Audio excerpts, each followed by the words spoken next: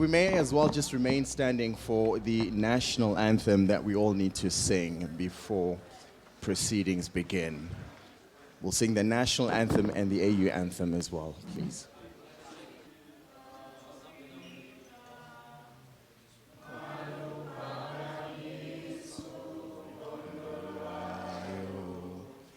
Izwa imithandazo yethu Nkosi sikelela thina lusapho lwayo murena buluka sichaba sa Yesu ufeyise intwale matswenye usibuluke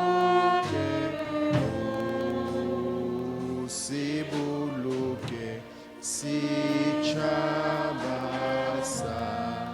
sa Yesu sichabasa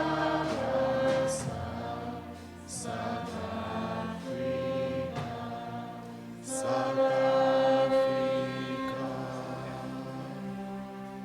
edi blokwanose yena edi ditefanose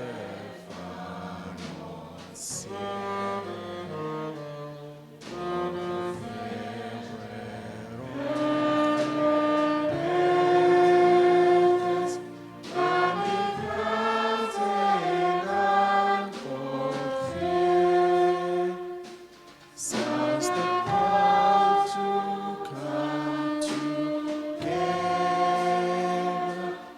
and united we shall stand. Let us live and fight for freedom in South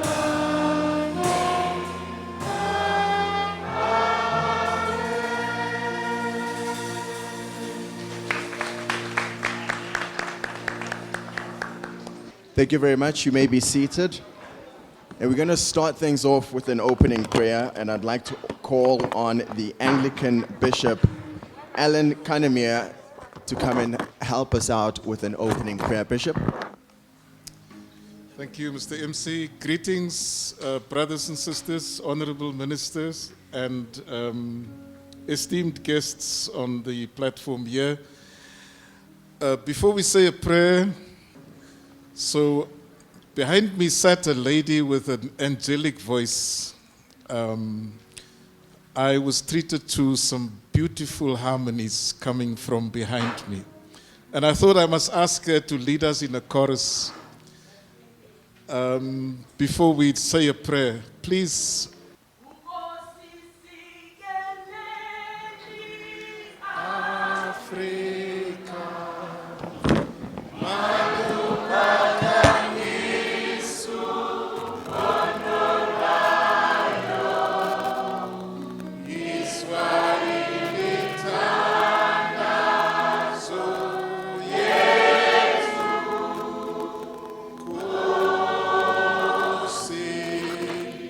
See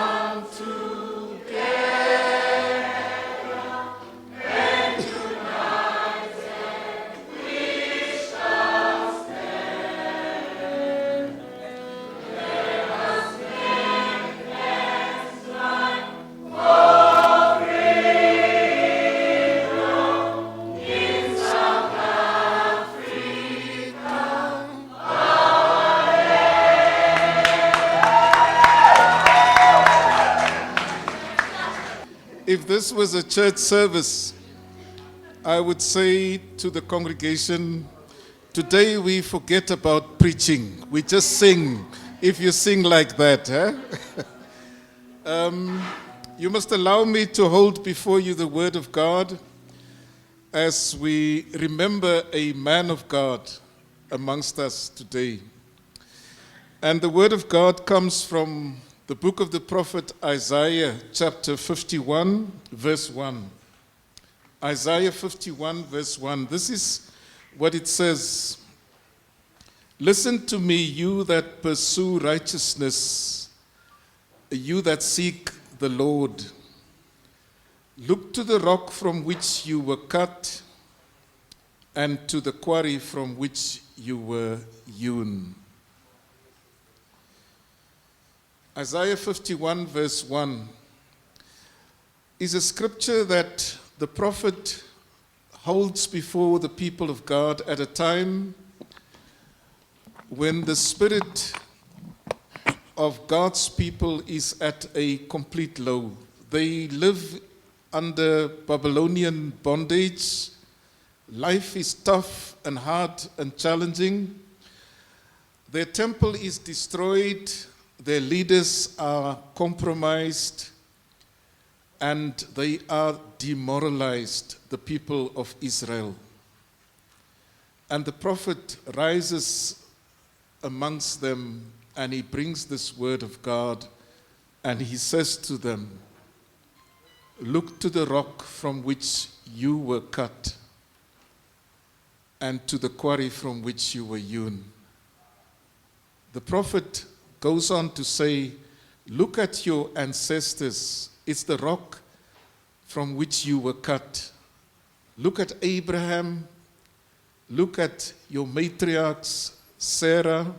Look at Isaac and Joseph and others. And when you find yourself down there at present, be inspired. God's work has not stopped amongst you. Friends, we remember Archbishop Emeritus Desmond Tutu today, and it's as if this occasion wants to say to us as South Africans, look where you come from. Look with what you have been blessed with in your past. Allow the past to inspire you. Archbishop Tutu is remembered for many things, but for me, as a religious leader, he is remembered for the simplicity in which he could state profound truths. In this whole debate about racism, he would repeat continuously, we are all made in the image of God. It was his mantra. We are made in the image of God. Do we not need to be reminded at this time of that eternal truth? When you hear voices of racism surface loudly and clearly, saying to us in no uncertain terms, racism is alive. How can we be compared with pit bull terriers? How can black women be, they are told you should all stop having children. These are the people whom we know about. Racism is in our society. I'm so glad to see this day, this event, this initiative being equated with social cohesion. We don't do enough to promote social cohesion. Apartheid, our legacy, has been a carefully constructed social phenomena. There were laws to cover everything. And yet, after 94, it's almost as if we assumed apartheid is gone, everything is going to be all right. And now, after almost 30 years, every now and then there are flare-ups. Friends, if apartheid was carefully engineered politically, socially, all sorts of ways. We must de-engineer it with equal focus and concentration, and we are not doing that. We open our schools and expect children to get on with it, with teachers who know nothing other than where they come from, their racist pasts, to teach our children. As a result, we continue to have flare-ups. Let's remember what Bishop Tutu was known for. We are all made in the image of God. We are of equal importance. And perhaps to conclude with simply to say, to be created in the image of God means you have characteristics that are associated with God. You can reason, you can love. These are the things that make us human beings. Let's have more of that reasoning. You know, Archbishop Tutu was very fond of saying, improve your argument. Don't raise your voice. And teaching us about the necessity to reason. He was a man of love, and we give thanks to God for blessing us as a nation, indeed as the world, with this remarkable gift from God. Let us pray. Father, we thank you for the wonderful privilege that you've blessed us to be here this morning. We are here to remember, gracious Father, to remember your great work in the transition of our country from apartheid to democracy, and the role of servants of yourself like Desmond Tutu. Today we remember his unique and special contribution, his teachings, his example. And we pray, even as we continue to grapple as a young democracy, that we will indeed be inspired, increase our love for each other and for you. Fill us with understanding in how to approach the challenges that we are confronted with. We hold before you this event and our nation and our leaders, for your blessing to rest upon us in Jesus' name. Amen. Let's give a big round of applause for Bishop for that message and opening prayer.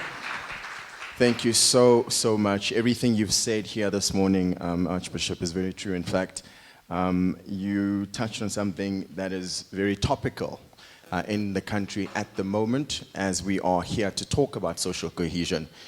We've all heard, I'm hoping, that voice notes, and I couldn't help but think that someone sat and fantasized about exterminating me as a black person in South Africa so brutally, so violently, and they've obviously had thought about this for such a long time. If you don't know what we're talking about, just watch the news tonight and you'll hear the developments from that story. To keep things moving right now, we're going to have an opening cultural performance.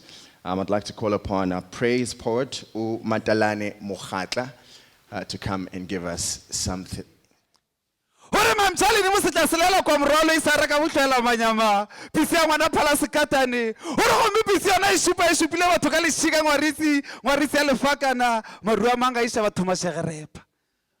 Oro mara wana sukotia seji tawia sukoti kitlacha marega silombo sitla gonna ke agafa. Oro ke tupani khomo bashiba ne wadishite makhatacho raka nchana tamagana. Oro ke nchicha na memo sele hlakori se sile o ka boro se ka sinchite ke tloshita ke se sile go madimatle moleteng wa ditau.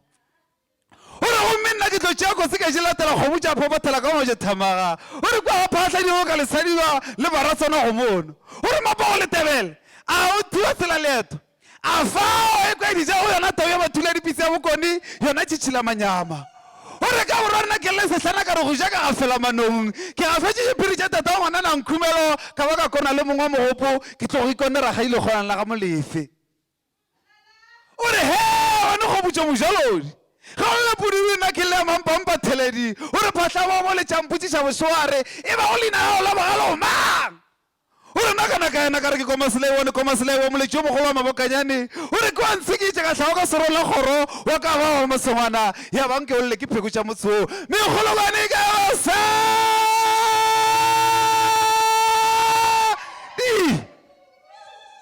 my selector Renor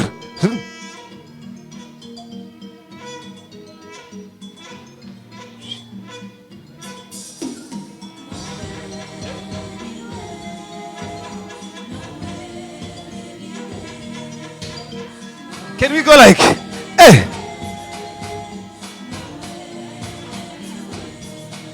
ke ga o di swatana ke nare ya mosadi ya tšate ba re go etšatšate e sena moekeledi ba ile ba ekelela maruta le mapota a mahueng o re nna ke montla moratšha wa tlaraka wa modiši ya makwa ba roa ba ditšha ka marago ba lebile koteng tša mohule resipi o re batšha ba nna tshepi ya dipatšatšharara ngwana wa kudadi a hlabiwa o re thula wene pisa ya kudadi thula wene mahlako a phola ngwana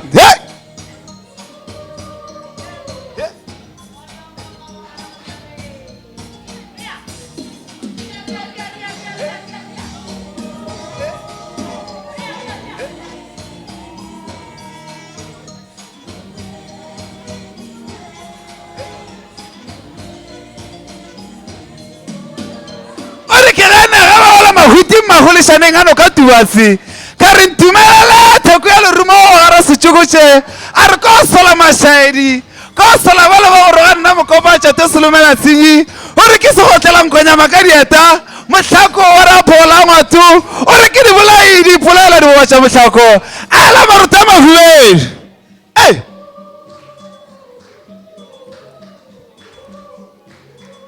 o re nna ke tshwana ya ntlhadipedi ya go hlaba kobo le moriko wa yona ke hlabile banna ba le ba go le morulelane ba tšwa sefabanwana ba gatša ba kgoši ba epa diepo ka gore ba šiobolola o re serolo kgoši wa tsena mathoko tsena se le bana poso a dira theledimpedi motši a thoka o re ba digalanta ka nna dilo tša lefase mehu mehlaka tša bathulake tša mahlakona ke a pona maporang megolokwane ka basadi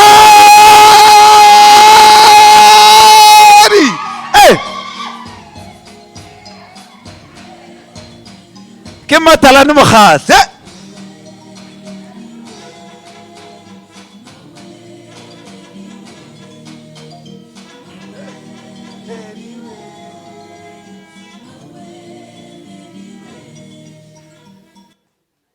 megologwane ka basadi dikati di ka banna ba gona banna dikati banna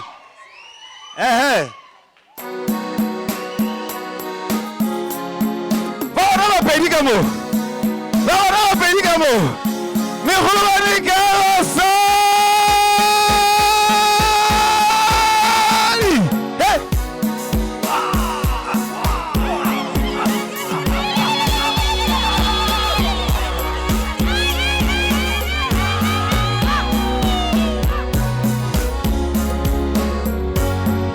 ba rena re bapedi re babile lokore ba mohlakere ba mohlaka marole ba re ba mošopi wa mmasebutla sa dimosolo matheo se sena ka dirale magodu a tubatse ba re ba phokwana re ba mašamaramage mašamagolo ka babeding ke go mae a tšhilwane ba rena bapeje re igolokwane tšatšate ke di bolai di polela maruta a mahuedu o re ga bo re naga re ile go hwa re ile go fenya megologwane ka basadi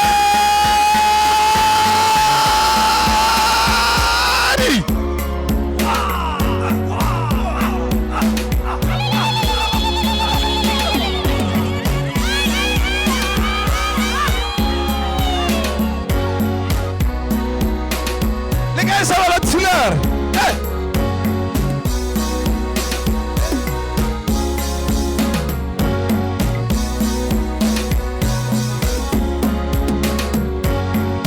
Ore ke tulari ke moreke ke a lobosa.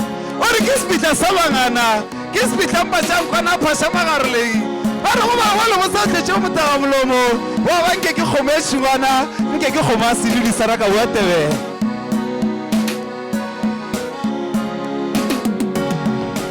re nna ke sehlotledi ka molama tshipi a fologololo la mabetha a bokone a opotse mogare a go se tshele moletane ba ra hotša mogare a go se tshele moletane a tšhabile ba re tšetša go tšana tša moraga tša mofatela lerong o re nna ke nna tukutuku mollo ke kgabo ya go fiša baome kwa maruping a basetlhei o re nna ke mpedi a mpitla setšhabi mpedi a bapsekološa motho setlhong mo sethobolong sa gabo ba gešo ba le mo ba gabo ba le mo o re nna ke šea bagala ga ke šea baditi ke šea bagala ba gore ba kgoši megolobane ka basadi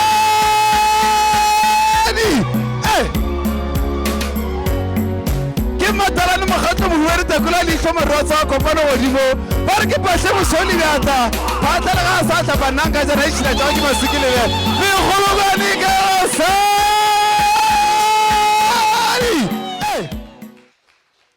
Wow, thank you so much, brother.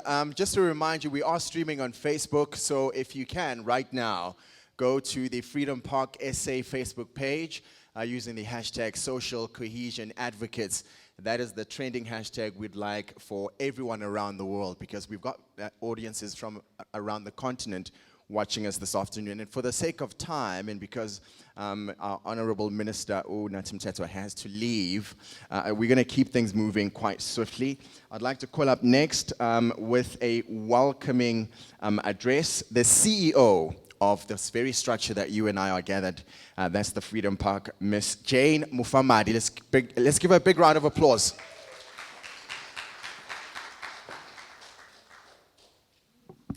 Thank you, Program Director.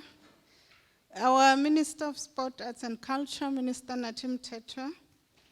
The other ministers who have joined us online, the Minister of Culture, Museums and National Heritage of South Sudan, Honorable Nadia Arop Dudi Mayon, the Minister of Labor and Social Security of Sierra Leone, Honorable Alpha Osman Timbo, the representatives of the Desmond and Leah Tutu Foundation, led by Ms. Charlene Houston, Ms. Vinolia Mabele, the Deputy Chairperson of the Social Cohesion Advocates, the Chairperson of the National Heritage Council, Mr. Nedu Barani, the CEO of the National Heritage Council, Dr. Kwareni,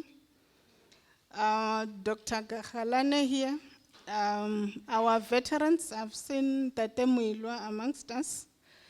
Bishop, thank you for waking us up.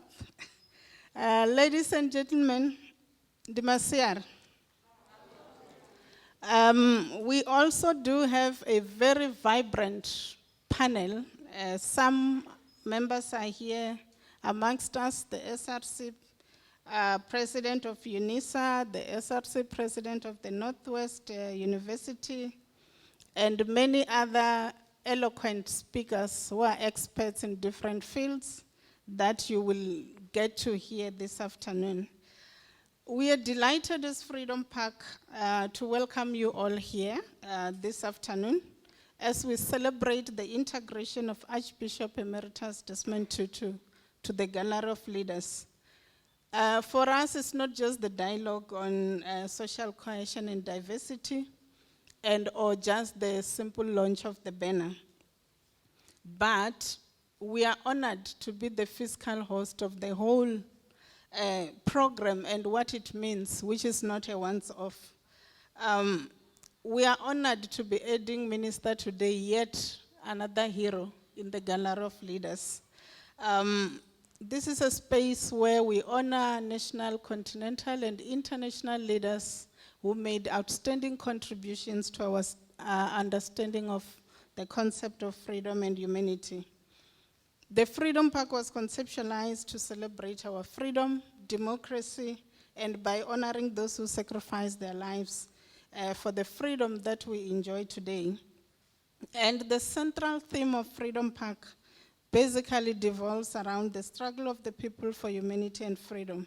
And therefore, we envisage this space as a place where historical, cultural, political, and spiritual resources of the nation will be animated, so that visitors will be able to reach a new understanding of the fractured yet complex past, to explore the diversity that is one of South Africa's greatest strength, and to create a shared dreams of the future. I think that is important that we understand that. And we are about paying international and national homage to those who fought, for those who supported us, for those who inspired us in terms of the issues of liberty, diversity, human rights. And our goal as Freedom Park is to inspire reconciliation and nation building, to encourage a reflection on our past, to improve our present, and to build our future as a united nation. So the dialogue that we are having today in terms of social cohesion and diversity talks to the mandate of Freedom Park. And through the various programs that we host here and we implement nationally, we want to show a commitment to forging new links across all divides, linking the historically separated by color, creed, and culture, but also linking our fellow brothers and sisters within the continent to show that we are one humanity. And we do this as we pay homage to those who made an extraordinary impact, whose courage, self-sacrifice, leadership were a great source of inspiration to all of us. Minister, today for us it's really a special day as Freedom Park because we see our mandate derived from various processes and aspects. But the primary mandate devolves from our Constitution of the Republic of South Africa. If you read the preamble and you read that we recognize the injustice of our past, we honor those who sacrificed for justice and freedom in our land, we respect those who worked to build and develop our country, or when we talk about healing the divisions of the past and establishing a society based on democratic values, social justice, and fundamental human rights, you would be describing the core mandate of Freedom Park. But the reason why I say today is very special for Freedom Park is the fact that Freedom Park fulfills the recommendations of the Truth and Reconciliation Commission, especially the Reparations and Rehabilitation Committee. Amongst others, they made recommendations for the establishments of memorials and monuments and museums, and the call for symbolic reparations to remind South Africans and the world that our freedom was not free. It's special because the Arch was at the forefront of those recommendations and that process.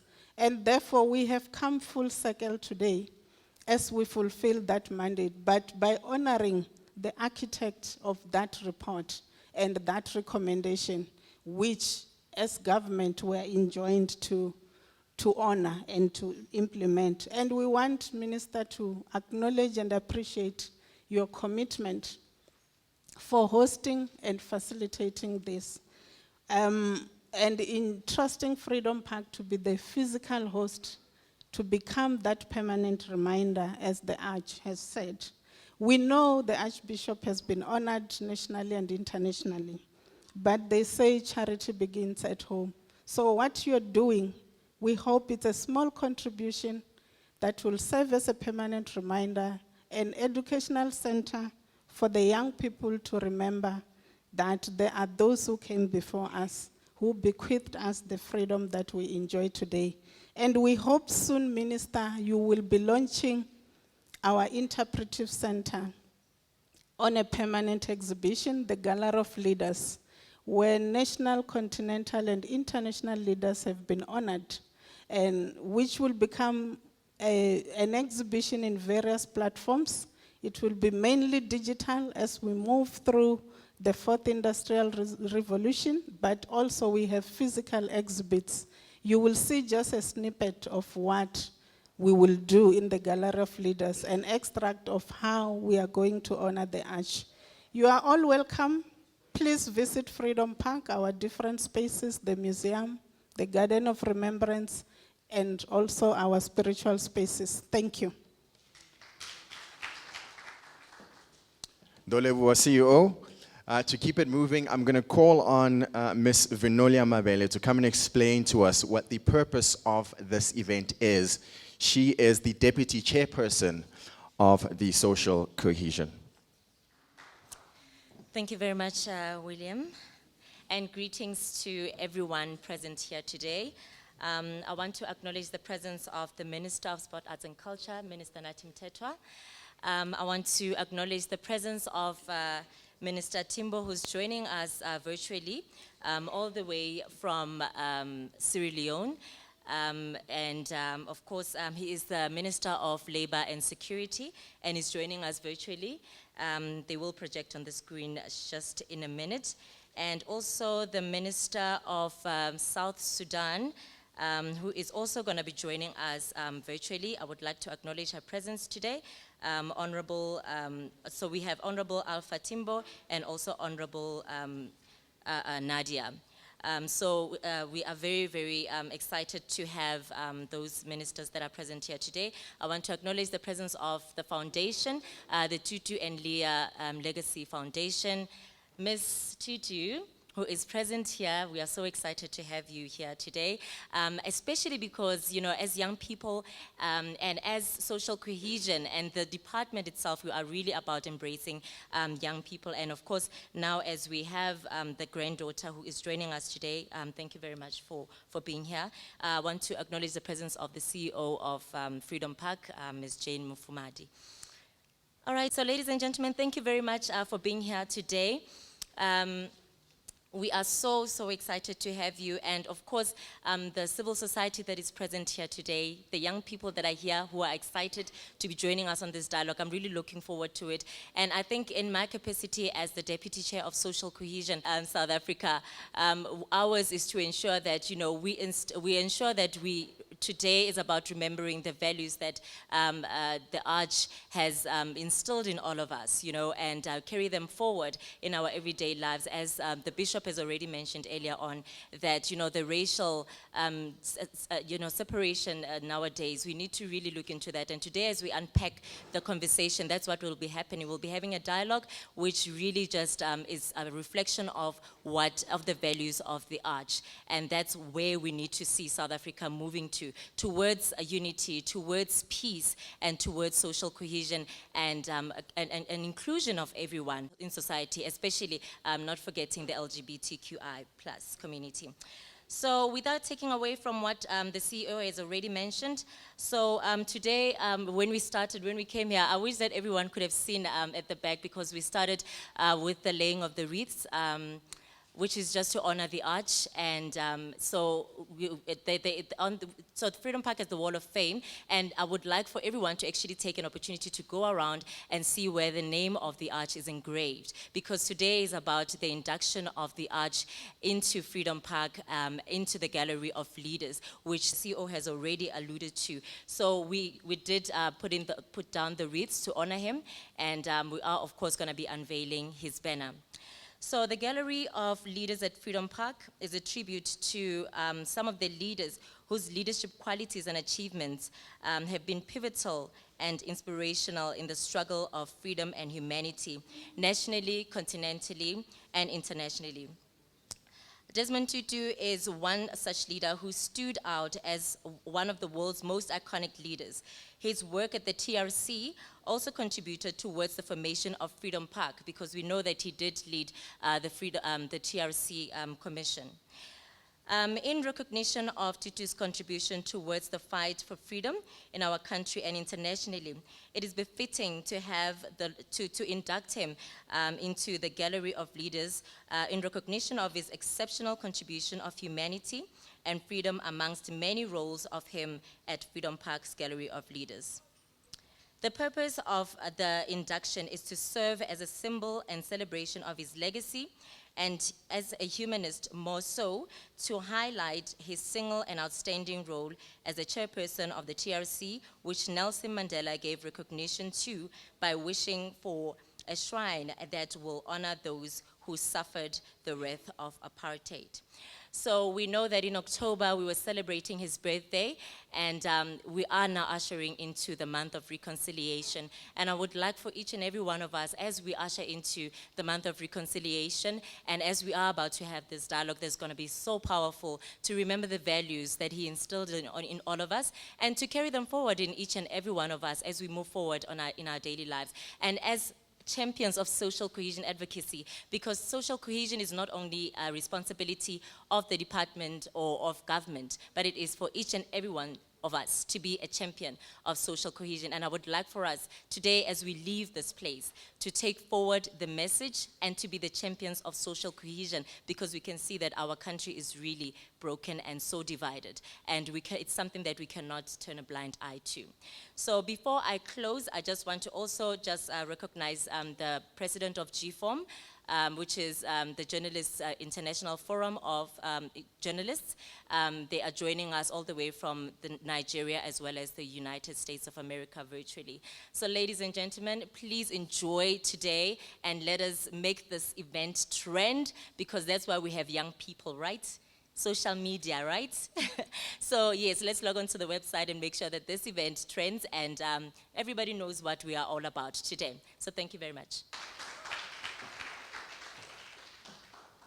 Thank you so much, Ms. Vinolia Mabele. Just to remind you once more, you can go to the Facebook page, Freedom Park SA. The hashtag is Social Cohesion Advocates. I would like to make that trend for all our audiences joining us around the continent. And to keep things moving, I'd like to call upon the Desmond and Leah Tutu Foundation representative joining us today. She flew all the way to Cape Town to be here right now. Ms. Charlene Houston, let's give her a warm round of applause, please.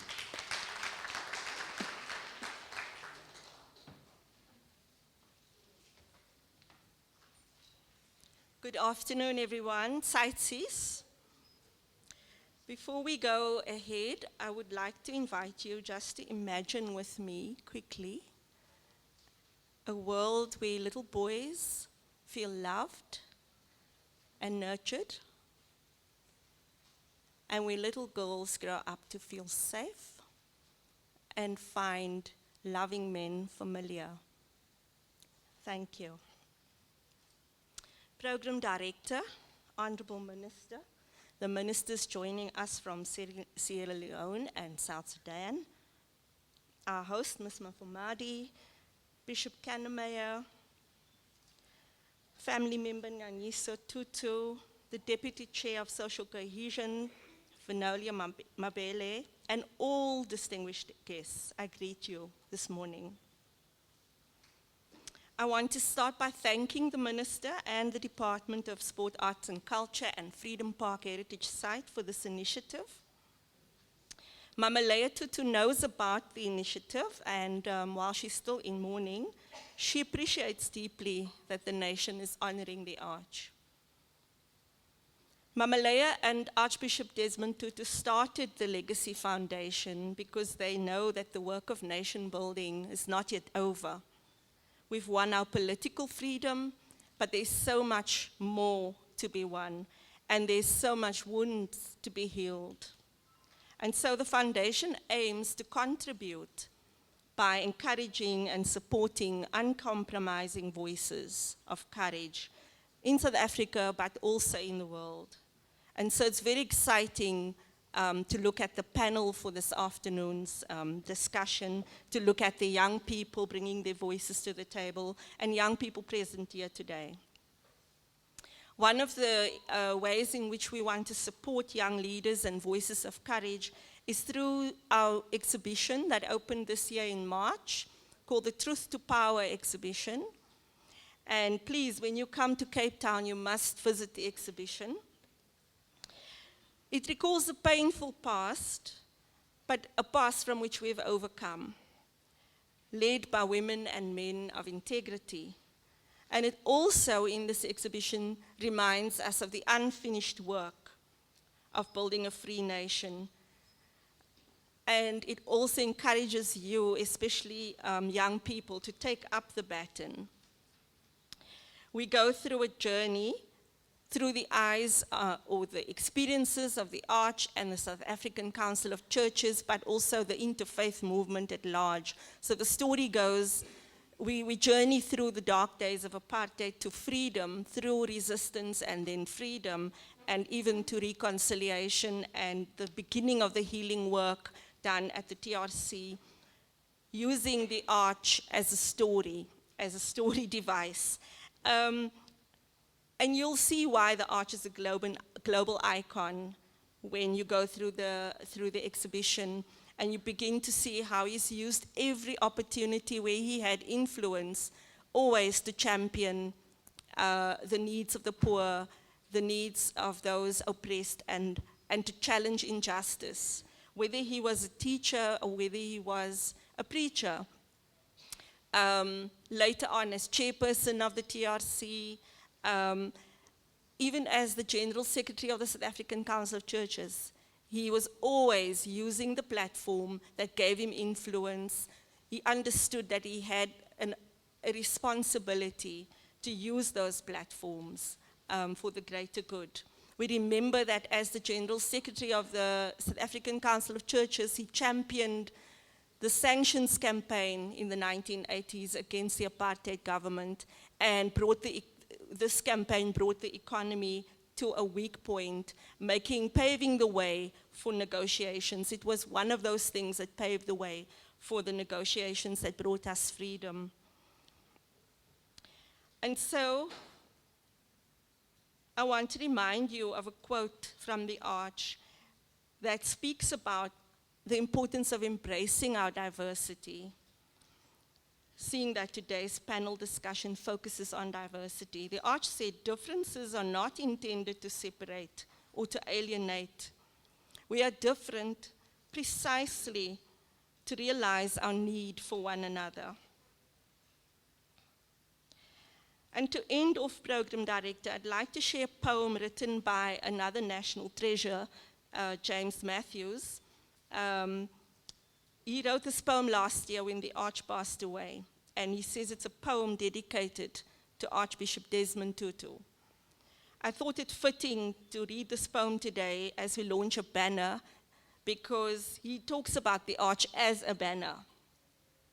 He says, a priest of the people has died, a man filled with piety and merriment, who defied the horror of apartheid with personal confrontation and with prayer. Those in the Western world awarded him the Nobel Peace Prize, but he was not a seeker of fame, displaying the humility granted by God for us who strive to follow his lead. A banner and a glowing beacon forever etched in our hearts and minds. Leah, Tutu, we are grateful to you sharing our Arch. That's by James Matthews. Thank you. Such a beautiful poem, Charlene. Thank you so, so much. So we're going to call upon the Honorable Dr. Nadia Arop Dudi Mayom, who is the Minister of Culture, Museums, and National Heritage from South Sudan. Oh, thank you so much. Thank you, MC. Thank you so much. I'm really delighted and happy today to join you in this very important event that my sisters and my brothers from the Ministry of Art, Culture and Sport are organizing today in honoring and remembering of our father, Archbishop Tutu. In this great day, I would like to take this opportunity to thank you, you organizers, under the Ministry of Art, Sport, Art and Culture, in partnership with Freedom Park, Desmond and Leah Tutu Foundation, and African Ambassador. I really sincerely love to thank you for inviting me to take part of this important event.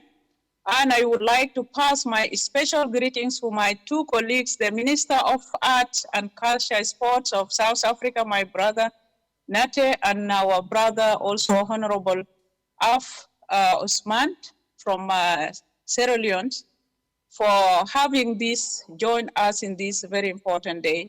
Although I'm not present physically, but I felt really that I am there with you in spirit. Our father, Desmond Tutu, is Anglican bishop and theologian. He has dedicated his life as an anti-apartheid and human rights activist. It is a legacy remains and never die. He has done his part as a man of God and have never met him before physically, but known him historically. I'm proud, I'm blessed, and blessed today to take part of this very important event as Anglican I am. As I read his biography, he has retired from public life, but his mission for humanity, compassion, and justice continue in the heart of the people of South Africa and the world. Being in the memory of the young people of South Africa is one of achievement the world will not forget and will let them remember and learn from the good work he has done in his life. Coming to the social cohesion, it was one of his vision and mission during his life to transform and transform the delivery of sport, art, and culture by ensuring equitable access. And this is what we need in this generation more to preserve our talents and our identity as African. Long live South Africa, long live Foundation. Thank you so much for inviting me and wish you a very good deliberation and very nice day today as we're remembering our father. Thank you so much. I'm Nadia Arop, the Minister of Culture and Heritage from South Sudan. Thank you so much. Such kind words there coming from our sister in Sierra Leone. We were trying to also connect with, that's coming from South Sudan. We were trying to connect with the Honorable Alpha Osman Timbo from Sierra Leone, but yeah, they are traveling at the moment, so they cannot join us. And without wasting any more time, I know the minister is pressed for time. I'd like to call on the Minister of Sport, Arts and Culture here in South Africa, Mr. Honorable Nathi Mthethwa.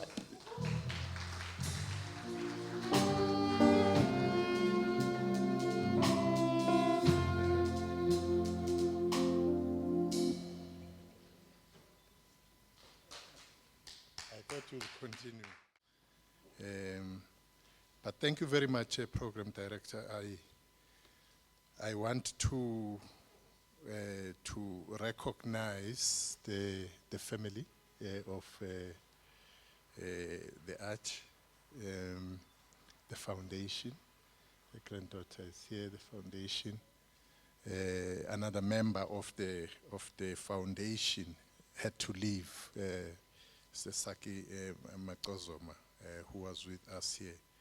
And thanks, Bishop, for, nudging us to line, because you know that the Africans can do many things, including performances, as you saw here this morning. Now, the Freedom Park CEO and the entire of Freedom Park is acknowledged. The Social Cohesion Deputy Chair, Vinolia Mabele,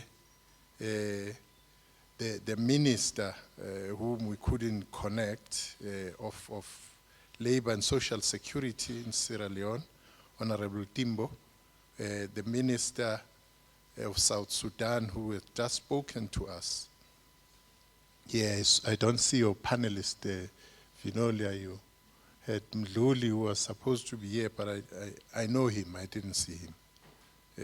We have Umtanenkos Uzolani Mkiva, Contralor, the Secretary General, Samkelsiwe Ndlovu, UNISA SRC President, Hlakan Phile Mdladla, NWSRC President, curators of this exhibition, distinguished guests, members of staff of the foundation, members of the media, ladies and gentlemen. In March 24th, on the 24th of March, I did make a comment and consider it to be great honor and privilege for the invitation extended to me and my department by the Desmond, Leah, Tutu Foundation, and today is no exception, having been invited by the Deputy Chair of the Social Cohesion Advocates and the Freedom Park. Thank you. We regard this as a real privilege. This is at the back of us having been invited again earlier on in February by the Vaal University of Technology in the Vaal, again on Dr. Desmond Emeritus Tutu. Today, we are gathered here for the Emeritus Banner Launch and Social Cohesion Dialogue. The National Department of Sport, Arts and Culture, in partnership with Desmond and Leah Tutu Foundation, and the African Ambassador, all of us invited by Social Cohesion Advocates to a dialogue and a banner launch of the Emeritus Archbishop Desmond Tutu here at Freedom Park's Gallery of Leaders. The Gallery of Leaders at Freedom Park is a tribute to some of the leaders whose leadership qualities and achievements have been pivotal and inspirational in the struggle for freedom and humanity in South Africa, on the African continent, and internationally. And who are these leaders who have been inducted already here? Just as an example, King Sikhukhune, King Shaka, Queen Nandi, Queen Mantantisa, Kwame Nkrumah, Augustino Neto, Samora Machel. The list is long. It's not only those, there are many. El Commandant President Fidel Castro is one of them.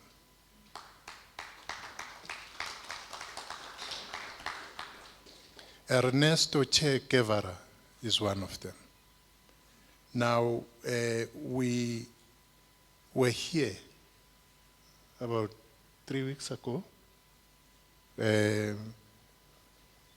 to commemorate the centenary of the late and the first founding president of democracy of Angola, Agostinho Neto, who would have turned 100 years had he lived. So we were here. So when we say we're introducing and inducting the Arch to the Gallery of Leaders, that's just a sample of the kind of leaders, and it belongs in that company too.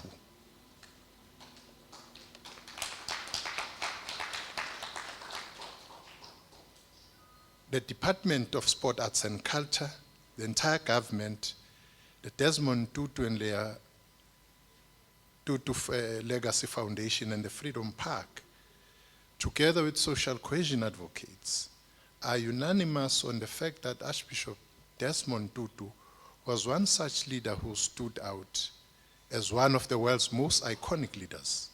His work at the TRC, which we'll come back to it momentarily, also contributed towards the formation of this very place we find ourselves in, Freedom Park. And how did he contribute?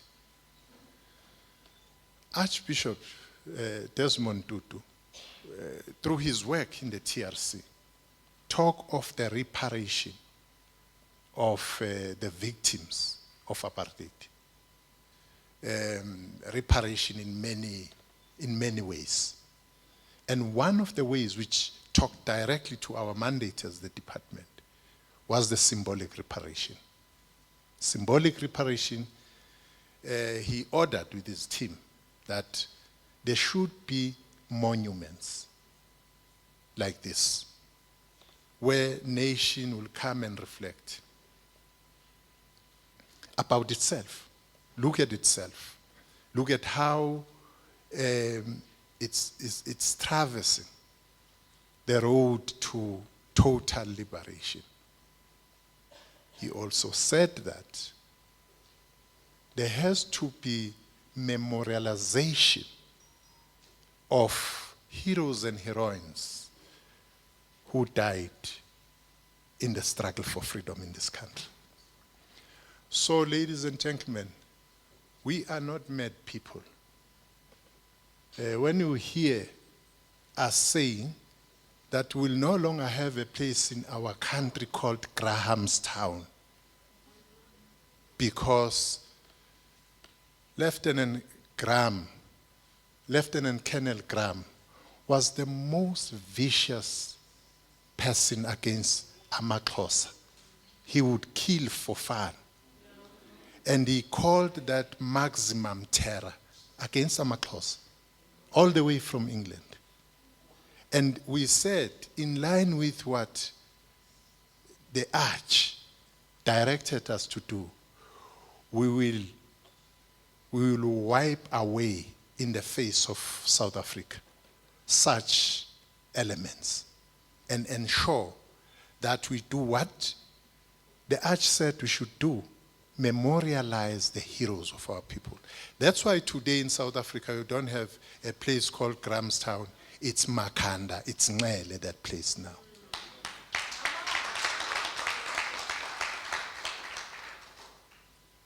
He ordered with his TRC that communities should be content to be themselves and who they are as communities, not to be imposed some of the things on them. We have another military man who decided to name one of our places after himself in the Free State called Harrismith. It's about himself. But when they came there, people were there, Africans were there before they came. That is why in 2015, and I've always said this to the government of Free State, that they must pull up their socks. In 2015, we changed that place. It's no longer Harrismith. It's Ntabazwe. Officially, it's Ntabazwe. They have not changed boards there, but in other areas they have changed boards. It will go on and on. Nelspruit, former Nelspruit, which is Mbombela today. This is the symbolic reparation which Desmond Tutu and the TRC spoke about. Here, we're talking of a man to honor, as we are doing. And we're honoring a man. A moral colossus, a God-fearing cleric, a dispassionate public intellectual, a Nobel Peace Prize laureate, an iconic figure of the anti-apartheid struggle, and an embodiment of the South African National Reconciliation Project. And again, with this dialogue, it's time to reflect. How far have we gone with the project of reconciliation? Frankly so. Because reconciliation, as the Arch would say, is a two-way street. It is a two-way street. I can't reconcile with you when you are not reconciling with me. It has to be like that. Over a period of time of 3 decades, this nation, which was named by the Arch as the Rainbow Nation, how far is it on the rainbow side? It's a frank talk which we need to have, so that we do not do injustice on such important matters. The project which Vinolia and the team are leading of social cohesion and nation building is a very fundamental project because it talks about building a nation. Before 1994, there was no nation to talk about in South Africa. There were different ethnic groups which were encouraged to stay ethnic as they are. You had 13 departments of education in this country. You had 13 departments of everything. We have one department today because we are moving towards building a nation. And again, how far have we gone on that? The bishop correctly pointed out that from time to time there would be flare-ups on racial tension and so on and so forth. What does that mean? What is it that needs to be done? But we learn also from the bishop that social cohesion will not happen outside of economic justice in this country. Because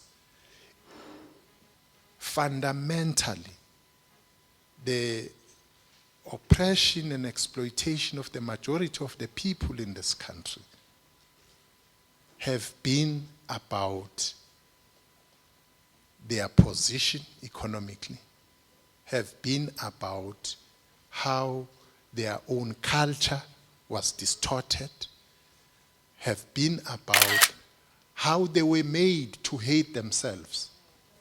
It would be easy for South Africans today to defend other people than defending themselves as indigenous people. We must talk about these things. We must engage in this self-hate which people have if we are to be a socially coherent nation. And we'll do this not because we sweet talk ourselves, but confront this and say, what is it that needs to be done? Kindly allow me to remind us that it was the 26th of December, 2021, that the bishop, Tutu's precious heart, stopped beating after 90 years of life well lived. A life that embodies, in the truest sense, the life of service and sacrifice, a life often marked by unimaginable personal risks, inspired not by self-interest and grandiose, but by his unshakable conviction that his people deserve to be liberated and thus enjoy the minimum freedoms and liberties as should be the case in all civilized societies. His was a concern for improvement of the material conditions of the children of God and mass so as to build a foundation for new constitutional democratic project. And what are these material conditions? Material conditions means changing the lives of people, means assisting in sustaining livelihoods for our people. I can only talk about the space where I am in. Just last weekend, we're coming from a very difficult period of COVID-19. And our constituency, which is athletes and artists, were the hardest hit by this pandemic. And as government, we intervened, and we knew right from the beginning that we're not going to reach everybody, but we intervened with the resources which we had to protect what Archbishop Tutu felt is important to have: the museums in this country, the areas of memorialization, those who are under government like this one, and those which are not under government. And we did what we could with whatever resources this department had. We spent close to R1 billion in alleviating and dealing with cushioning the lives of athletes and artists in this country.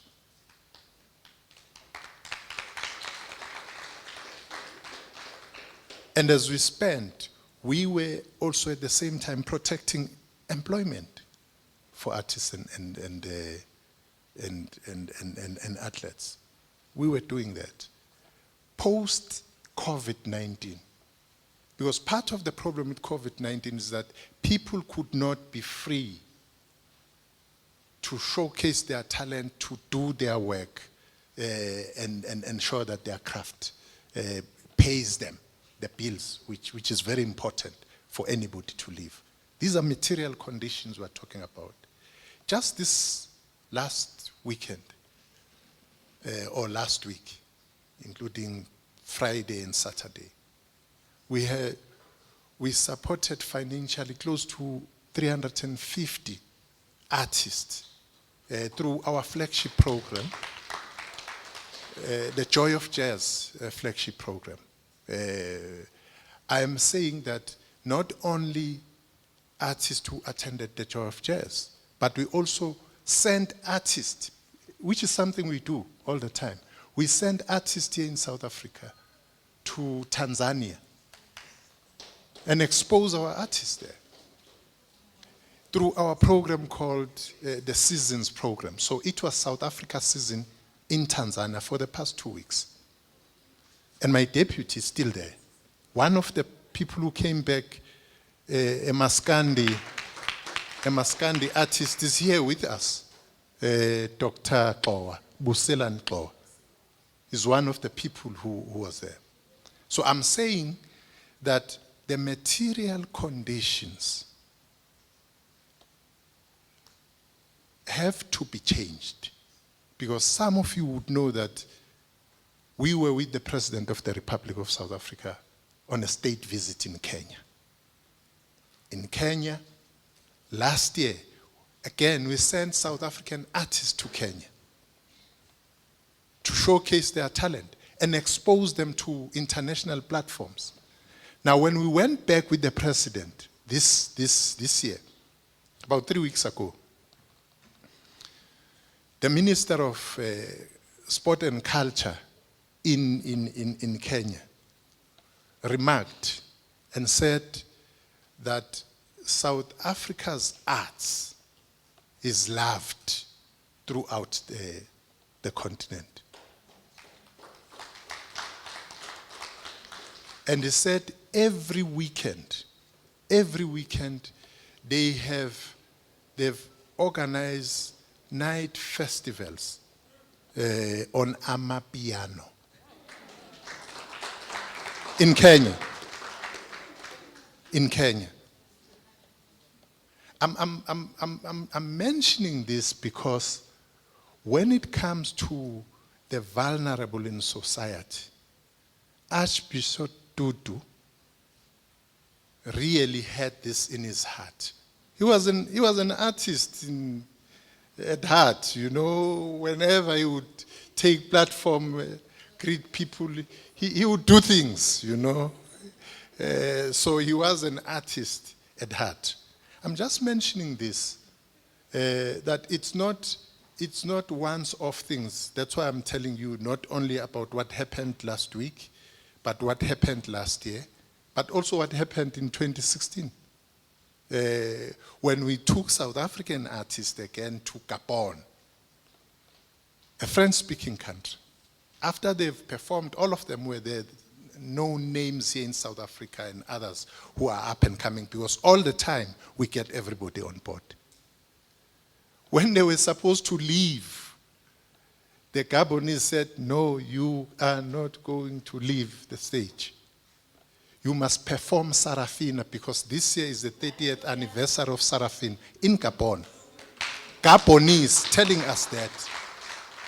In fact, for a moment I had forgotten that Sarafina was in 86. So I'm saying that as we are here, we should be truthful about what is happening. And it's very easy for people. This government is not doing anything. People who benefit. But it is important that we are not doing that so that we are praised. We are the fish. You can't praise the fish for swimming. That's what the fish must do. The most important thing is that the equality in society,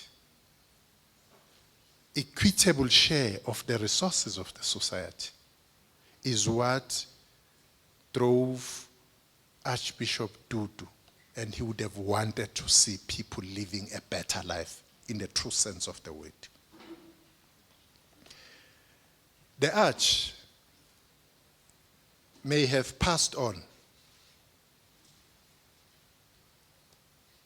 in December last year, but even in death,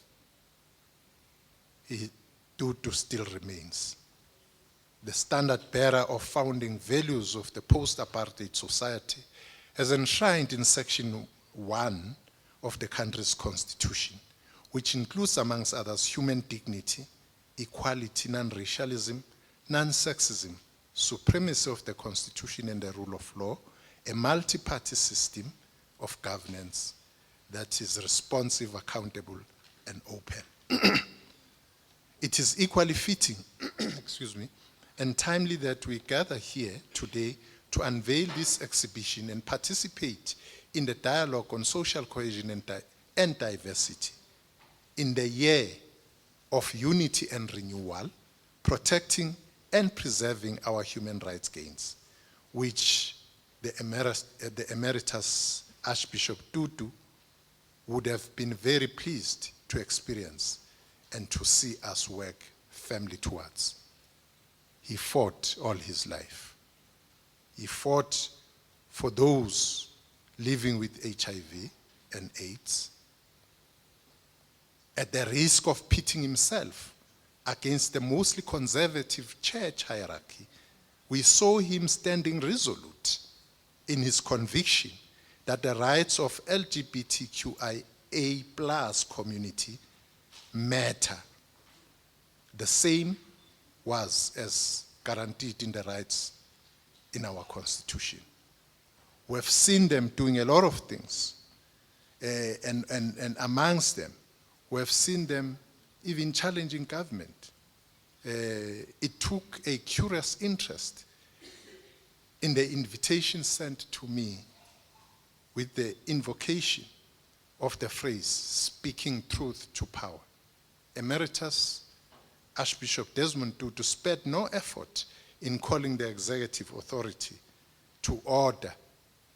And often when that happened, although the attacks would be stinging and brutal, they always forced us to pause, reflect, and put into question the efficacy of our decision-making and the extent to which this was in the public interest or not. For we understand and embrace vibrant, honest, and open conversations as a marker of maturing democracy. Not even Madiba was spared the occasional jibes. Even at times, these were more satirical. For example, he confesses at the 2004 Nelson Mandela lecture that he used to quiz him about what he saw as Mandela's unpalatable penchant for goddesses, to which Madiba quickly retorted, "That's pretty thick coming from a man who wears a dress in public." Of course, as the evening progressed, on the 23rd of November 2004, the Arch moved from showering South Africa's bloodless transition with praises to giving a frank and honest critique about slow pace of transition. He had a lot to say about how we are handling HIV and AIDS and other areas of work. On broad-based black economic empowerment, about which we also got a stinging rebuke from the Archbishop, charging that it seemed less broad-based and thus tended to recycle same old connected few. We have continued to legislative review so that the legislation assists us in achieving the intended goals. which is ensuring that as many of our people as possible become role players in the mainstream economy in terms of management of ownership. For example, the Broad-Based Black Economic Empowerment Act, as amended, now makes it possible for the state and its organs to cancel or withdraw authorization if it is found that a business deal was obtained on the basis of false pretenses.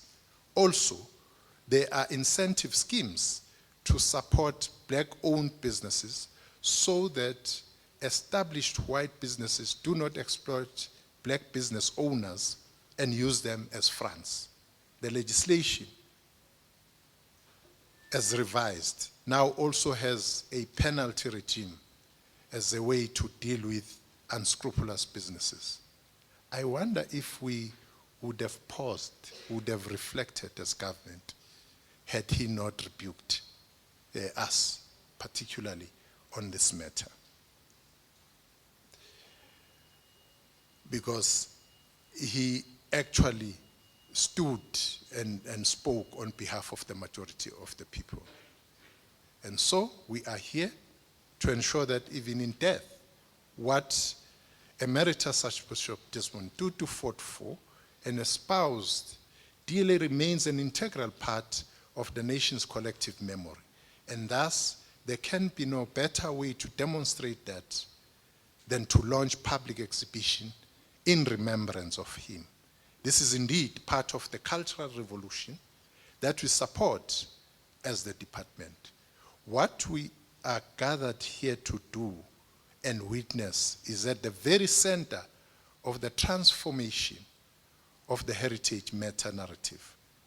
For if this story is not told by us, and in the storytellers, in the way, rather, we know it best, others will assume the role of storytellers on our own behalf.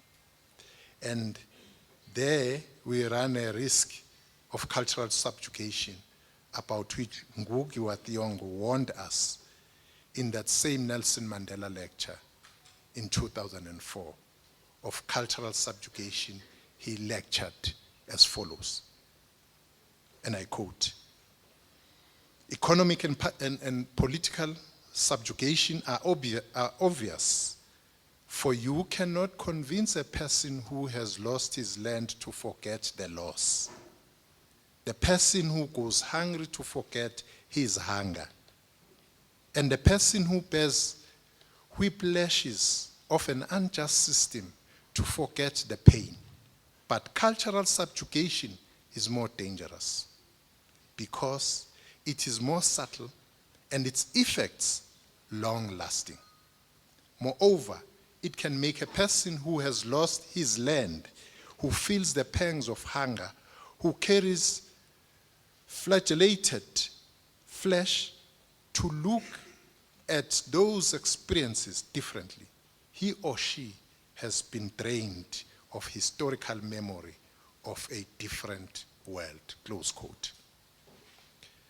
Many of our people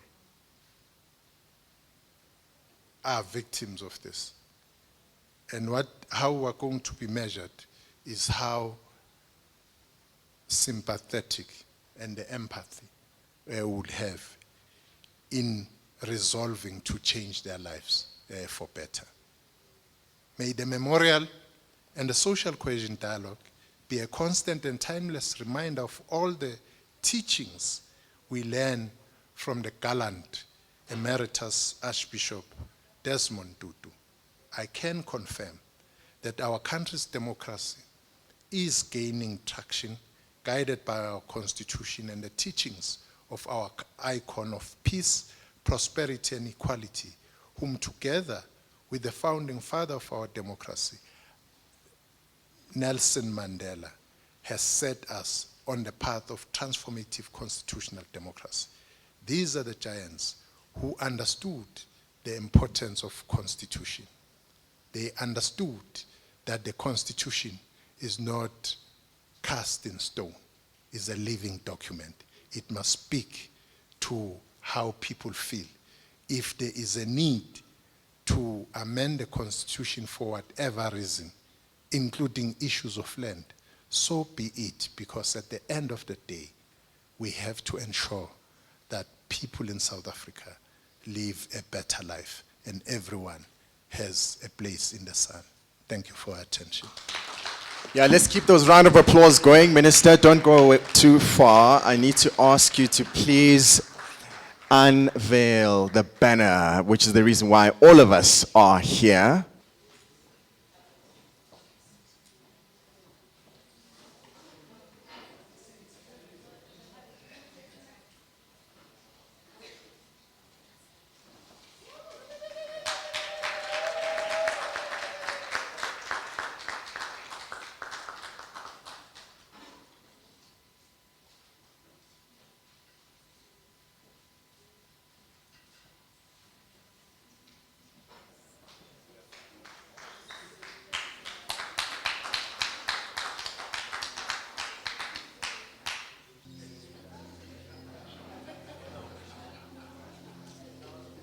Isn't it just beautiful?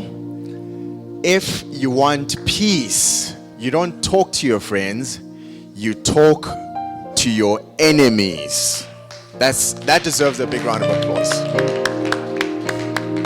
I'm going to call on the Freedom Park CEO right now to just explain a bit more about what you and I are witnessing right now on this banner. So, this is the main picture that will be used in the Gallery of Leaders and the quotation that was chosen. However, in the digital platform, I am sure you saw a clip. There will be more information, more clips, more audios, videos. But when the exhibition is complete in the space, in the Gallery of Leaders, we will also have a collection of either books, DVDs, and videos. So it will be a small, full collection about the Arch, just like the many other leaders who are there. The minister has articulated some of the names that will be in the Gallery of Leaders.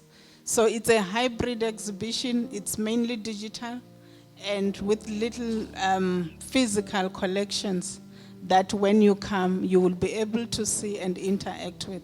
We want to urge you to check that out also from our website, www.freedompark.co.za.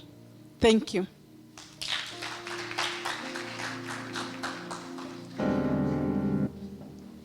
Thank you so much, CEO.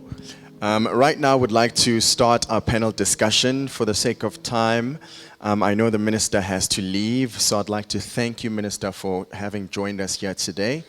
Thank you, Charlene. Thank you, CEO.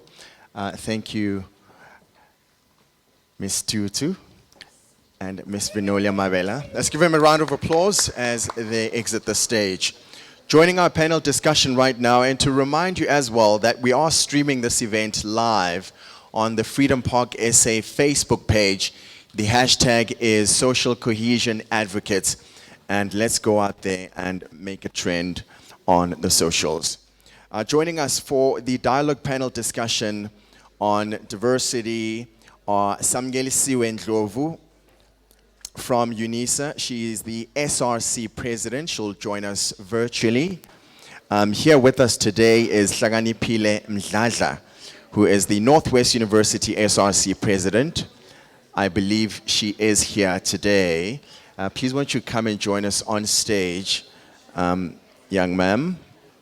Also joining us virtually is Dr. Ajibola Abayomi, who is the president of GIFORM, and he will be joining us virtually, as well as Dumi Dlamini from APRM, the Advisor Global Partnerships and Corporate Governance. Please join us on stage. Let's give them a big round of applause as they make their way to the stage.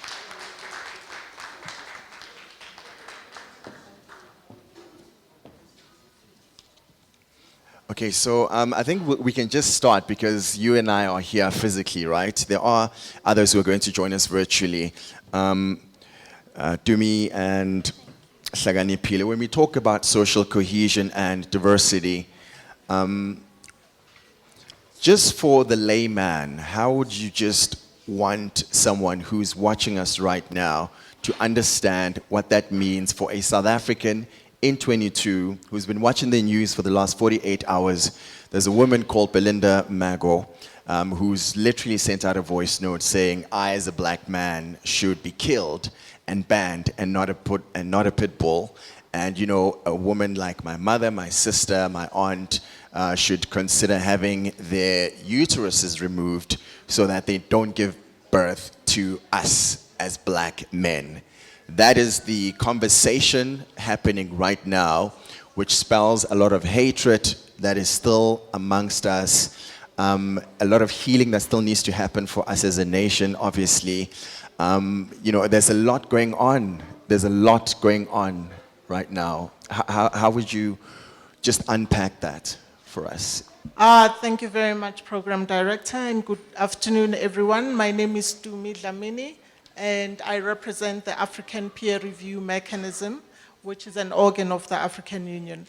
And we thank the Freedom Park as well as all the stakeholders that have put this very important occasion together. I think that's a very critical question.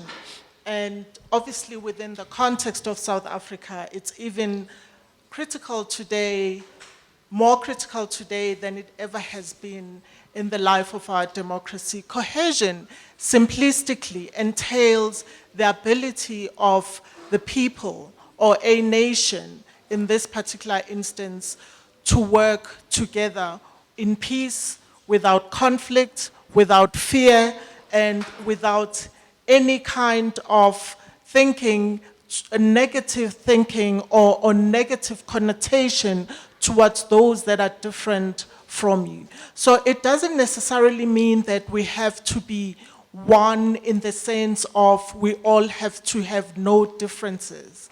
But it signifies that the differences that we have amongst ourselves must be the engine that drives our togetherness. So that is what cohesion means. And my understanding of cohesion as well is that we will not get to a place in time where you say cohesion exists today. It's continuous work, and it's continuous work of all stakeholders, social stakeholders, economic stakeholders, and political stakeholders, because differences do not disappear. They stay with us. And differences also evolve as much as culture does evolve. And so it is the work of a nation to continuously look inwards and look outwards as well, and continue to find those areas that bring us together and enhance those ones. Thank you. I like that. Great point, Dumi. And I mean, the minister spoke earlier about timeline. I mean, our democracy is still very young. We're only on 3 decades. So we were talking things like, addressing those differences. It will take time. And I understand exactly what you are saying. Would you like to add to that, Hlakaniphile? Greetings to the House at Large. I am Hlakaniphile Ntombiagwa Mdladla. I am the Northwest University SRC first ever female president. And I pride myself in that. I pride myself in that, not because of, obviously, gender roles or whatnot, but diversity to me is very broad. It's a spectrum. It includes race, it includes gender, sexuality, all the different types of aspects in diversity. Hence, it's important for me to say. Ma has explained a lot, it's like performing after Beyonce has performed. But she's said a beautiful definition on social cohesion. And what you've just quoted from the minister saying that it does take time. And unfortunately, in a lot of instances in our society, especially in South Africa, we want to correct 400 years of oppression in 27 years. And that is kind of unfair to us. as a healing nation or a nation that wants to see itself as a progressive, social, cohesive generation. So I think it is unfair, but kancane kancane siyavela. Kancane kancane we're getting there. So, yeah. Great points. I love that. And also joining us virtually, I'd like to welcome, I know Dr. Ajibola Abayomi is also live with us now. He's the president of Reform. We've got you, Doctor. Would you like to add to that, please? We were unpacking what social cohesion and diversity means just for an African in 2022, given all the conversations taking place around the world and people trying to control our narrative, as it were. I'm not sure what's going on in your country. Perhaps you could allude to that as well. Oh, thank you for this opportunity. My name, like you have already mentioned, I am Dr. Ajibola Abayomi, the president of the Journalists International Forum for Migration. I'm a journalist. We have our headquarters in Nigeria. We have over 300 journalists, including those in South Africa, working with us on migration issue. Back to the subject matter of the day, we're talking about social cohesion, as exemplified by the life and times of the great Archbishop Emeritus Desmond Tutu. For me, I've had people on this floor talking about the history of the South African democracy being too young to allow social cohesion to go further than what we are. Far from that, that is the excuse that most Africans have been given, particularly most African leaders.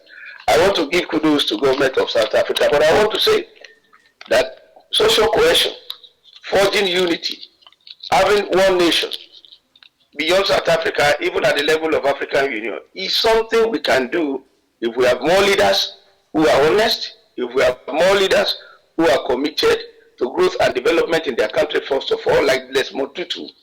We don't need to wait until ages, until our children's children, before we talk about the practicability of social cohesion. But having said that, I want to say particularly there from Nigeria that we truly adore and appreciate the much the late Archbishop Emeritus has done. He was a man that was devoted to peace, a man that was committed to justice, a man that was committed to freedom. And I'm happy today that his memory is being brought alive, and that is why I have to commend the organizers of this event. Let me also quickly run through some of his famous quotes, which I believe, for those of us who are still thinking that social cohesion remain utopia, I'm saying to you that it's something that is doable, particularly in Africa. We must change our ways, particularly those in government, to encourage followers to follow us. For instance, in South Africa, this is a South Africa that virtually all the nations in Africa fought for, and Desmond Tutu believe that South Africa should be a nation that should be a rally point even for Africa, and I believe the present government in South Africa are working towards that, and that is why we must also encourage the government to work to stamp out the xenophobic attitude totally. Because if we have on the floor of Africa, on the continent of Africa, black man attacking black man, what right have we to promote racism in other parts of the world? So let me say that charity begins at home. We must believe in the social cohesion that people like Desmond Tutu live for. The spirit of love must radiate across Africa. And for us, who are also journalists, we have a duty to promote peace. We have a unity to promote oneness in Africa. And I'm so happy with what we are doing. Like Desmond Tutu famously said in his quote, I think in 2021, he said, do your little bit of good wherever you are. It is those little bits of good put together overwhelm the world. Which actually says that if all of us are committed, to the implementation of the right processes that will bring about social cohesion from leadership to the followers, I believe it is doable. And I also want to subscribe here to what the Honorable Minister said in his comment. He was asking that part of what probably can also help in promoting social cohesion in South Africa, what happened to the reconciliation project. The governments in Africa are fond of starting a thing that has to do with national rebirth and then abandoning it for one reason or the other. We must go back to that which promote ourselves as one and jettisoning all those things that divide us as a people in Africa. I'm not talking about South Africa here because South Africa has its own challenges, so also other African nations. So we must promote oneness. I'm saying emphatically that social cohesion is possible if we are all committed to it. If all of us believe that though we are many, our tongues are different, but we are same people created by one God. And we must also be committed to justice, like Desmond Tutu also stood for in his life. So distinguished ladies and gentlemen and audience here, I'm happy and proud that you have brought alive, like I said, the memory of a man that believes strongly in Africa. He has also said in 2021 that if you are neutral in situation of injustice, you are chosen to side with the oppressors. So that is the fact. If we, what I want us to learn from this is that if we to say social cohesion from the policy aspect of it, from the what I call the theoretical aspect of it, we must be committed to practicalize oneness. We must be committed to promote that which unify us and jettison those things that are actually others can continue for there. But I'm happy, and that is why at the level of GFORM, this is Journalists International Forum for Migration, we'll be happy to work with you in South Africa next year to actually celebrate the African Day. We don't have any other continent than the one we have now, which is Africa. And I'm also want to say that I'm proud of what South Africa is doing to ensure that memories of a legend like this was not lost in transit. Thank you for now. I'm also here if you need me to make further contribution. Thank you. Absolutely.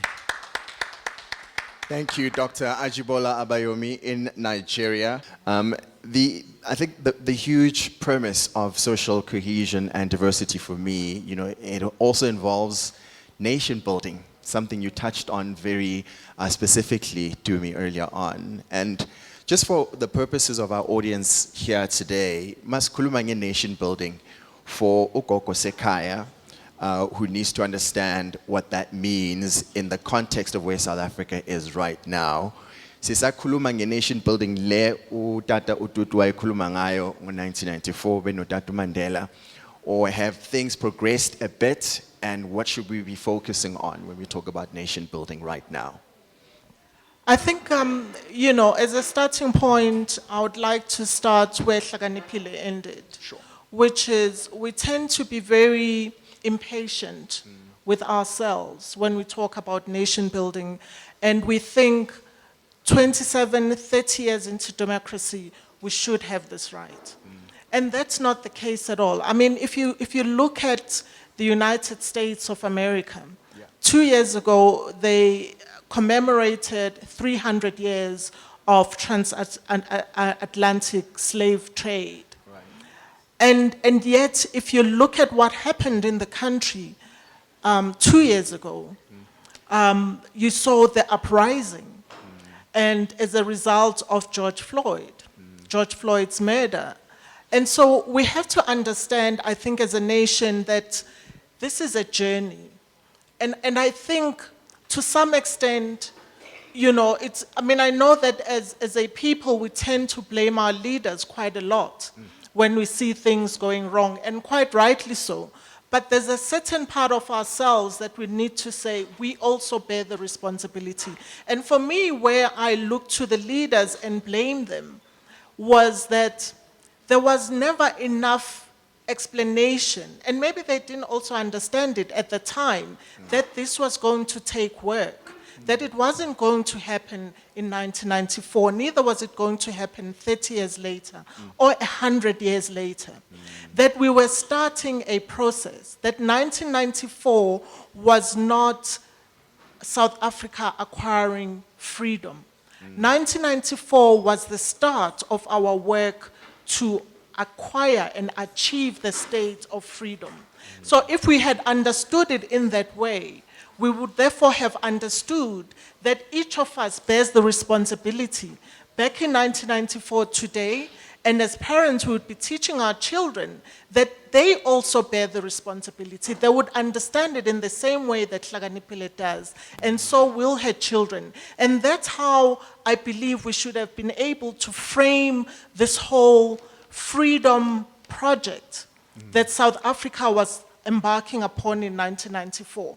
And that's not to say there's nothing wrong with what's going on in this country. There is a lot wrong. As you have said, the woman that spoke a few days ago about black people, no doubt, that should not be happening.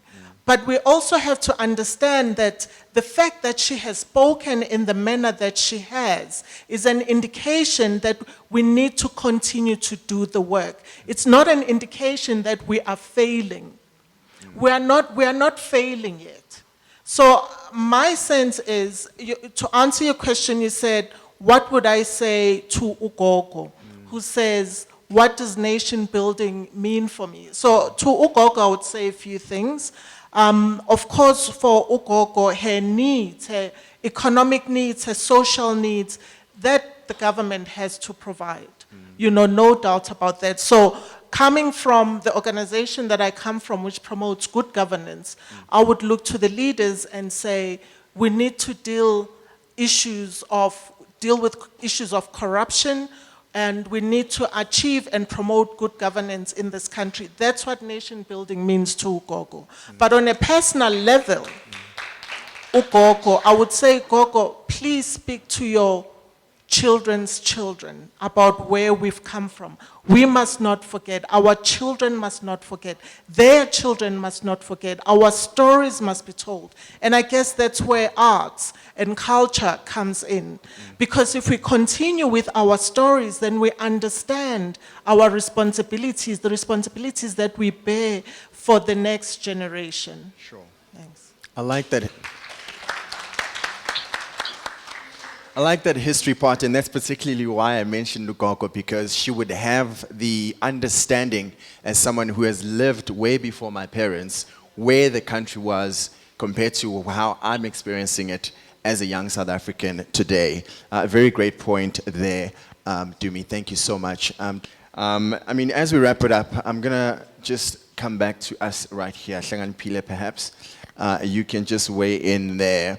When we talk about nation building, the doctors just touched on things happening in Nigeria there. It seems like we have similar problems, right? We look to our leaders. The issue of corruption and governance is a big talking point. As a young person in South Africa right now, when we talk about nation building, what would you want our leaders to hear from you as a young person?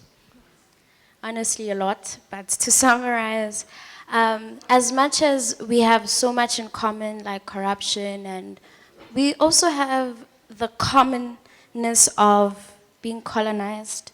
We have the commonness of poverty, being stuck in the continent of Africa. There's a lot of things we have in common, but I think we're always focusing on the negative. I had a conversation with someone, a very young person, and I asked him, what do you think is important? What subject in school do you think is important? Do you think maths is important, or science is important, or history is important? And he said to me, obviously science is the most important one. Without science, we wouldn't have been where we are. And I'm like, and maths? And he's like, yeah, maths, science, same thing. So I'm like, why don't you put history in the same caliber? And he says, why should I know what Mandela did and the likes?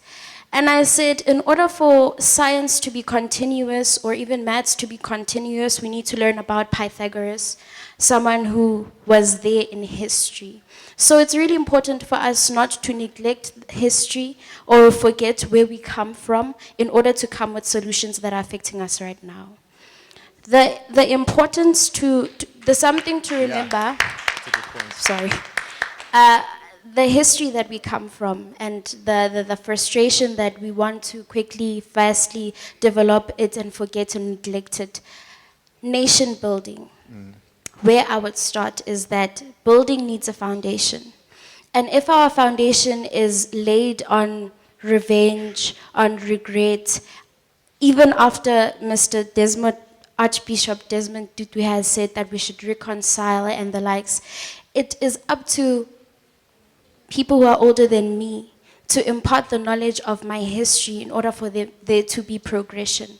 The history or the foundation that is laid to say that, hi, we're not going to like this race because of what they did to us, then there's not going to be any progress.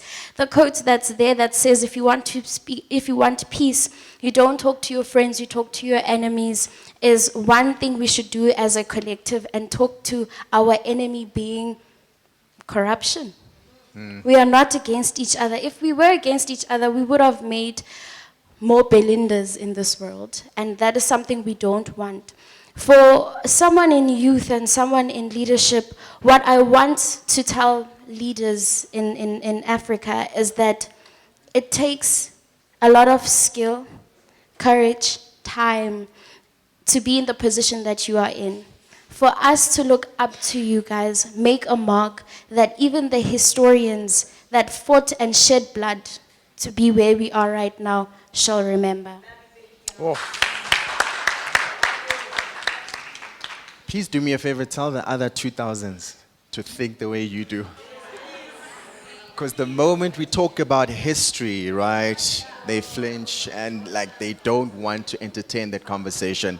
It's almost like, minang is pilela mina. Right, we've heard that line from Mama 2000 Amaning, right? They're all nodding. They know what's in Kurumangani. Astumi, I'm going to give you closing remarks. We're going to keep it to just half an hour because we're having connectivity issues with some of our guests elsewhere. So you've got the floor to just give us some closing remarks, please. Oh, thank you. So, you know, my sense is, as a nation and as a continent, we have resources. We are endowed with incredible resources, physical, economic, but our biggest resource is the people, us, ourselves. And it is when you understand that we have the youngest population in the entire world, therefore when we speak about people in the African continent, we are speaking about young people. So if our biggest resource and our biggest endowment is the youth, we therefore have to invest in young people. And I strongly believe that the future of this continent, the future of South Africa, lies in the hands of the youth. And having said that, what is it about leadership? So we need the youth to lead, to start leading, not to start leading in the future. This idea that we have to have a generational mix, I applaud it a lot, but I think that the generational mix has to be biased towards the youth. We need to have 70% young people leading and 30% older people. And the reason why I say that is because those of us who are beyond a particular age, we've lived this life. And we are also, even though we may have the wisdom of the past, the innovation of the future lies in young people. One thing that I often, when I speak to young people and I speak about young people, is the question of leadership. You know, we know, I think we've spoken a lot, we hear a lot about what leadership is, what it takes to be a great leader. You have to lead with integrity, you have to have compassion in line with Ubuntu. What I would say is, to this room here is that it is important to acknowledge and to develop your character. Because character is the thing that determines how you lead. So I would say to young people, please invest in your character. Please invest in your development, because we're looking upon you to lead us as South Africa, to lead us as the nation, to build this nation, this beautiful nation that we were bequeathed by people like Archbishop Tutu, by former President Nelson Mandela. And one day, you will also bequeath this nation to other young people. And so therefore, the legacy that we have, that we've heard from this older generation, my sense is we really need to hold that close to our hearts, and we need to work together with young people to build an even better nation. Thank you. Awesome. Thank you so much for those lovely points, Ausdumi. We've got just input from the UNISA representative who was meant to be joining you guys on stage, Usamgelisiwe Ndlovu.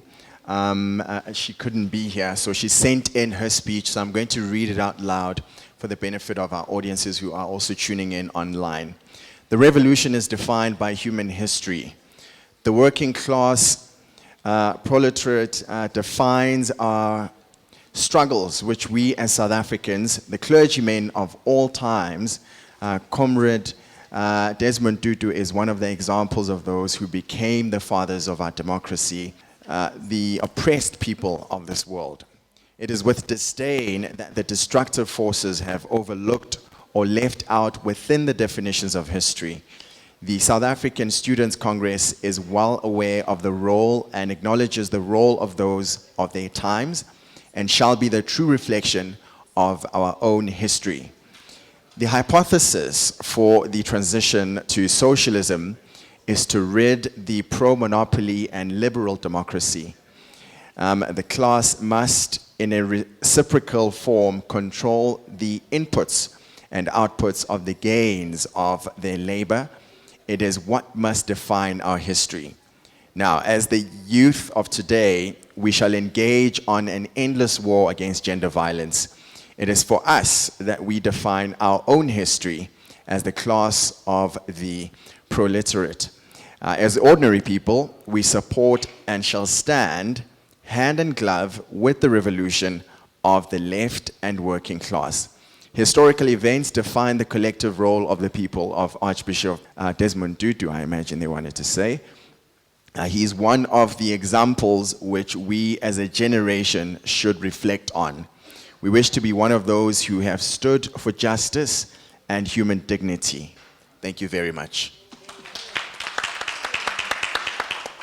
Ladies, thank you so much for joining our panel. Very great discussion, loved your points, and I'm looking forward to hearing more from you throughout your various works. Yabong, let's give them a round of applause as they exit the stage. And also, just to remind the young people here today, please, let's remember to use the hashtag social media advocates. We are streaming live on Facebook at the moment, and the page that you can find the live stream on is Freedom Park SA. So to do the respondent and vote of thanks, I'd like to call on the Honorable Mr. Edgar Nelufalani, who is the chairperson of the NHC. A big warm round of applause. Thank you, guys. Thank you so much. And can we give a hand of appreciation to our panelists once again? It has been an exciting time, an exciting day to just think and go back and think about Desmond Tutu.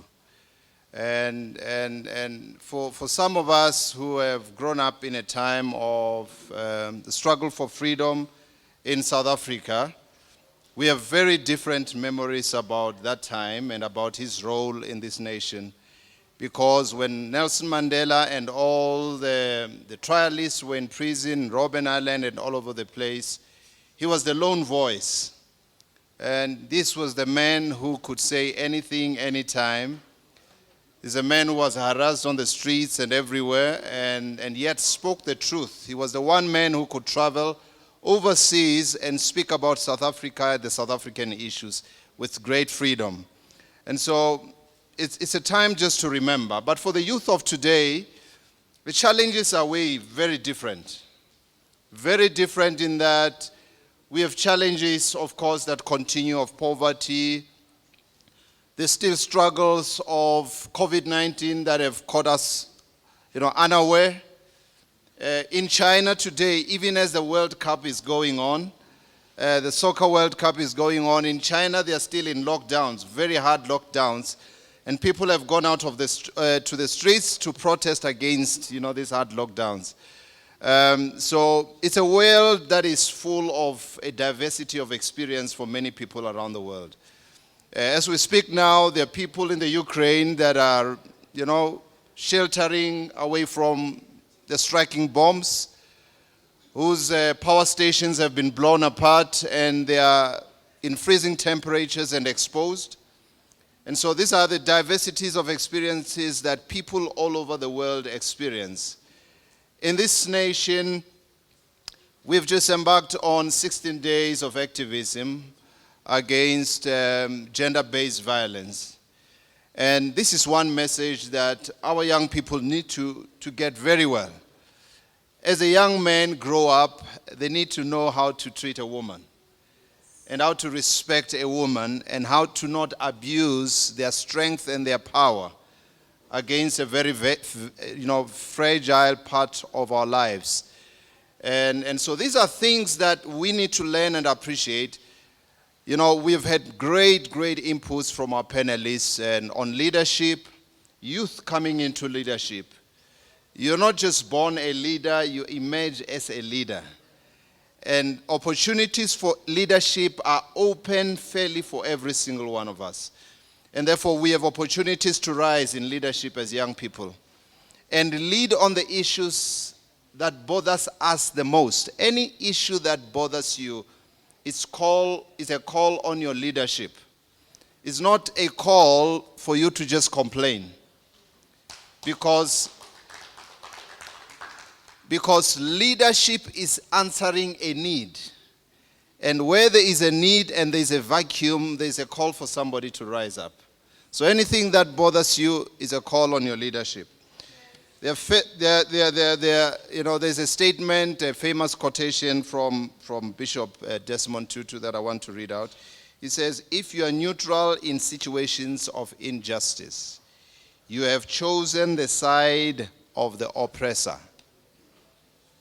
If you are neutral in the side of injustice, you have chosen the side of the oppressor.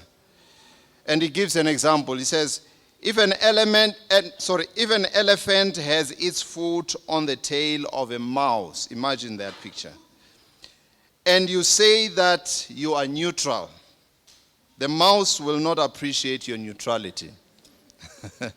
That just says a lot about Desmond Tutu, the bishop. And so it means that all of us have a voice. And all of us have a responsibility to speak out in the face of injustice.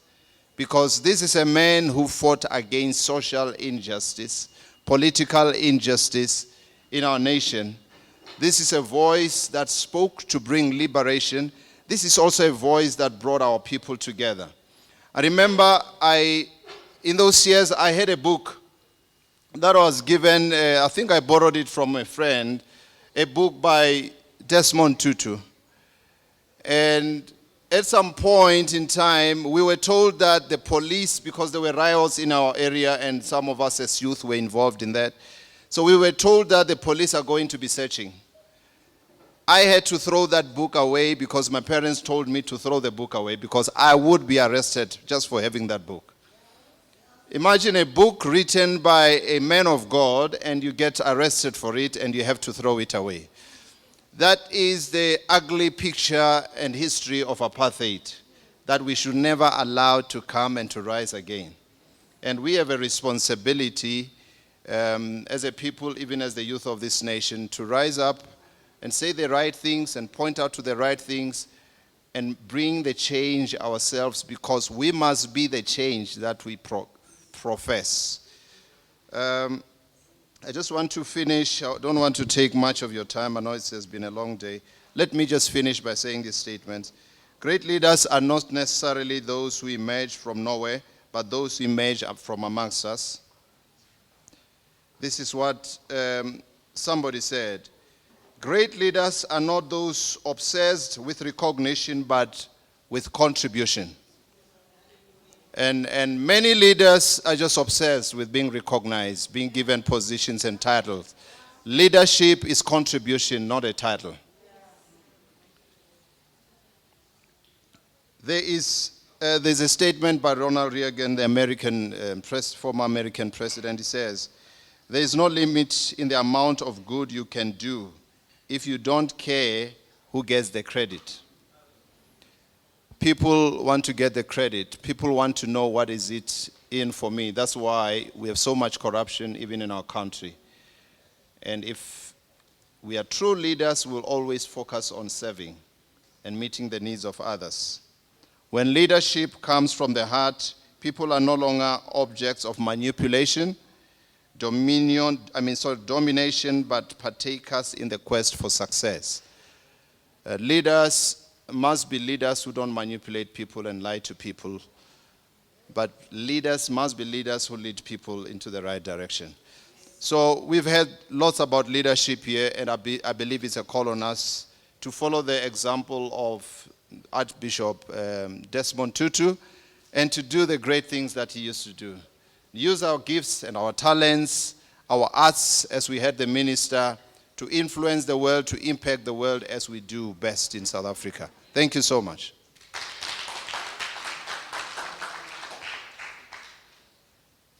A big thank you to Mr. Edgar Nelufalani, who is the chairperson of NHC, giving us the respondent and vote of thanks.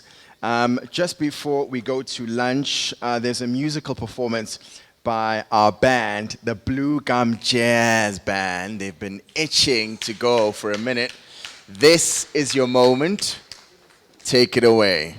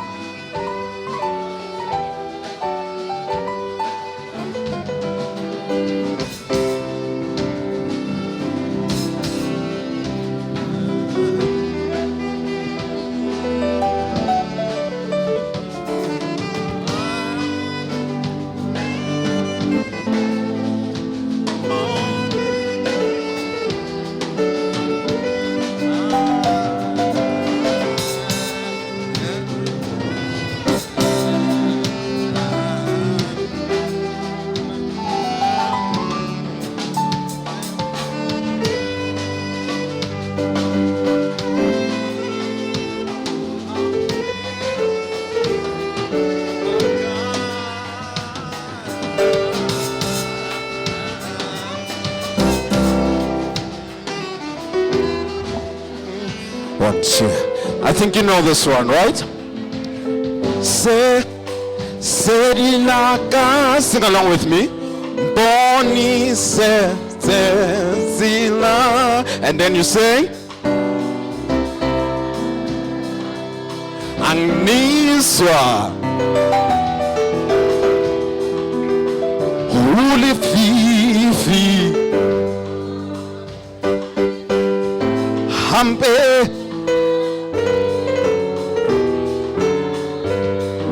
And then you say,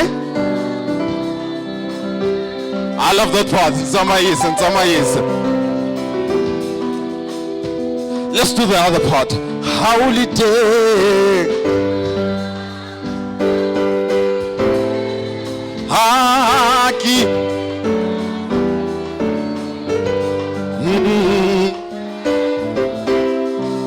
Let's take it all with the band. And then let's sing with the band. Let's start from the top. Ausililaka